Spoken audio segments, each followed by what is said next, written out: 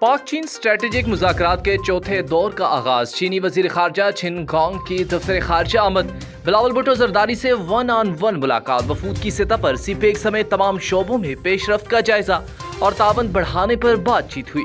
کشمیر اور افغانستان سمیت علاقائی اور عالمی منظرنامے کا جائزہ لیا گیا۔ وزیر مملکت ہنا ربانی گھر اور چینی سفیر بھی ملاقات میں موجود۔ پاک چین اور افغانستان کے سفریکی مذاکرات بھی آج ہوں گے۔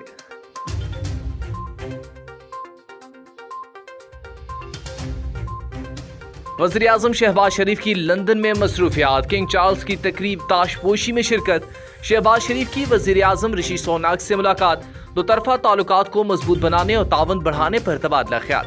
شہباز شریف نے کہا کہ باہمی تعاون بڑھانے کے لیے مشترکہ کمیشن بنایا جائے۔ شہباز شریف لندن میں قائد مسلم لیگ نون میاں نواز شریف سے بھی ملے۔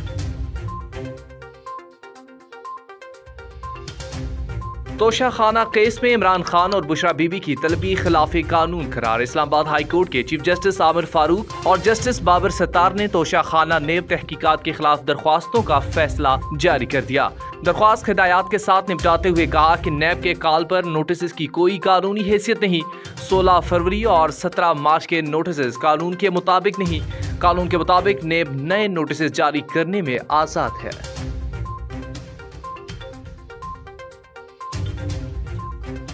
عدلیت سے زائر یکجہتی کے لیے پاکستان تحریک انصاف کے آج ملک بھر میں ریلیاں۔ لاہور میں ریلی کی قیادت عمران خان نے خود کی۔ انتظامیہ نے ریلی نکالنے کی مشروط اجازت دے دی۔ اسلام آباد انتظامیہ کا پی ٹی آئی کو ریلی کی اجازت دینے سے انکار، درخواست مسترد کر دی۔ ڈپٹی کمشنر کا کہنا ہے کہ اسلام آباد میں دفعہ 144 نافذ ہے، ریلی یا جلوس نہیں نکالا جا سکتا۔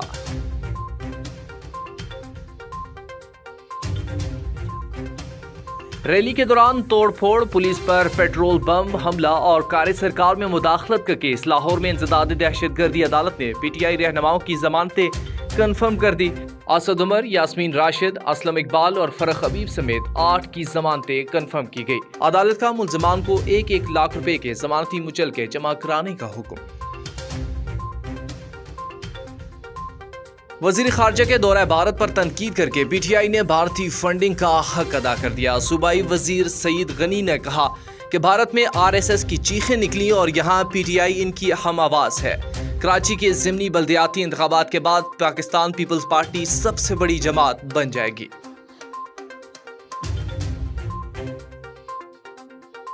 پاکستان نے نیوزی لینڈ کے خلاف ون ڈے سیریز کا چوتھا میچ بھی جیت لیا۔ قومی ٹیم ون ڈے رینکنگ میں پہلے نمبر پر آ گئی۔ کیویز کو 102 رن سے شکست ہو گئی۔ نیوزی لینڈ 335 رنز کے ہدف میں 232 رن بنا کر آؤٹ ہو گئی۔ وزیر اعظم شہباز شریف اور دیگر شخصیات کی شاہینوں کو نمبر 1 ٹیم بننے پر مبارکباد۔